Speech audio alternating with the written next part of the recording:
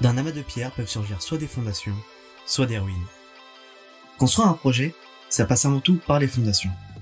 C'est pourquoi aujourd'hui, je vous propose de prendre cette vérité à la lettre. Découvrons comment faire du béton plus facilement et surtout ensemble. Tout d'abord, le béton, qu'est-ce que c'est? On fabrique ce que l'on appelle un coulis. Ciment, quelques additifs et de l'eau.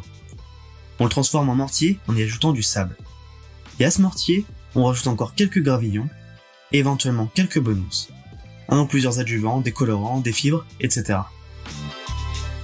On se munit des outils principaux du chantier. Papier et crayon. Ce qui s'écrit bien, se construit bien. La brouette, pour mettre notre béton. La pelle, pour vider la brouette. Le seau, c'est toujours utile. La truelle, elle est vitale pour répartir la matière.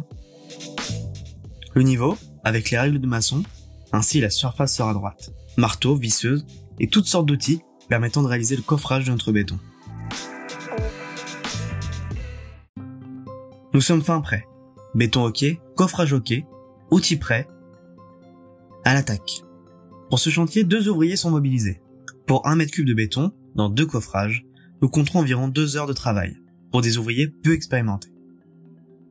Étape 1, on déverse d'abord le béton dans le coffrage, en le répandant au mieux. Ici, on utilise la pelle principalement. Étape 2, on répartit plus précisément au moyen de la truelle. Et petite astuce, une bêche vous permettra de moins vous pencher. Étape 3, le seau rentre en jeu. Avec de l'eau, de plus si possible, afin d'économiser quelques litres, mouillez la surface du béton afin de la lisser. Nous utilisons conjointement la truelle et la règle de maçon afin d'avoir une surface la plus plane possible. Comme vous le voyez, il est important que notre coffrage soit bien droit, car c'est lui qui guide la règle de maçon. Alors ne négligez pas l'utilisation d'un niveau à bulles.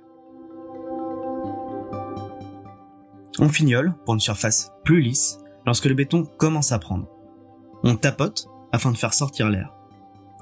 C'est vraiment un coup à prendre. Comptez minimum 24 heures pour pouvoir retirer le coffrage. Et on retirera le coffrage de tous les côtés en même temps. Au bout de quelques semaines, la dalle sera vraiment sèche au toucher, mais il faudra tout de même s'armer un peu de patience, car un parfait séchage peut prendre 1 à 2 mois. Résumons. Étape préliminaire, le coffrage, tout doit être de niveau. Première étape, déposer le béton. Seconde étape, répartir le béton. Troisième étape, et dernière, mouiller et lisser. Vous êtes fin prêt. À votre ruelle, prêt, coulez. C'était Adrien pour Culture et Nature.